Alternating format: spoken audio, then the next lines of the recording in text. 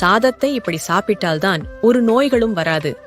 தினமும் அரிசி சாதம் சாப்பிடுவதால் அதிக அளவில் சர்க்கரை நோய் வருவதாக பலரும் சொல்கிறார்கள். ஆனால் அது தவறு. நாம் எப்படி சாப்பிடுகிறோம் என்பதுதான் முக்கியம். இன்று குக்கரில் வேக வைத்த சாதத்தை பலரும் சாப்பிடுகிறார்கள். கஞ்சியை வடிக்காமல் சாதம் சாப்பிடுவதால் தான் நீரிழிவு ஏற்படுகிறது. சாதம் வடித்த கஞ்சி சூடாக இருக்கும்போது சிறிது உப்பை போட்டு பருகினால் கண் எரிச்சல், பித்தம் ஆகியவை சரியாகும். ஆனால் கஞ்சியை ஆறிப்போய் குடித்தால் வாயுவை ஏற்படுத்தும். சாதம் உலையில் கொதிக்கும் போதே கஞ்சியை எடுத்து பருகினால் நீர்க்கடுப்பை நீக்கும். கொதிக்க கொதிக்க சாதத்தை சாப்பிடக்கூடாது. சாதத்தை மிதமான சூட்டிலேயே சாப்பிட வேண்டும். ஆனால் சாதத்தை சில்லென்று ஆறிப்போய் சாப்பிட்டால் கீழ்வாதம், மூட்டுவாதத்தை ஏற்படுத்தும்.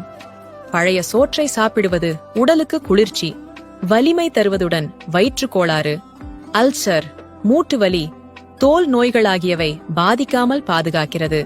பழைய சோற்றில் தயிர் ஊற்றி சாப்பிடக்கூடாது. மோரை கடைந்து ஊற்றி சாப்பிட வேண்டும். பச்சரிசி சோற்றில் பால் சேர்த்து சாப்பிட வாதம், பித்தம் நீங்கும். மோர் சாதம் செரிமான கோளாறுகளை நீக்கி வாதம், பித்தத்தை தணிக்கிறது. வாழை இலையில் சாப்பிடுவதால் அதிலுள்ள துவர்ப்பு சத்து உடலில் சேர்ந்து நன்மை செய்கிறது.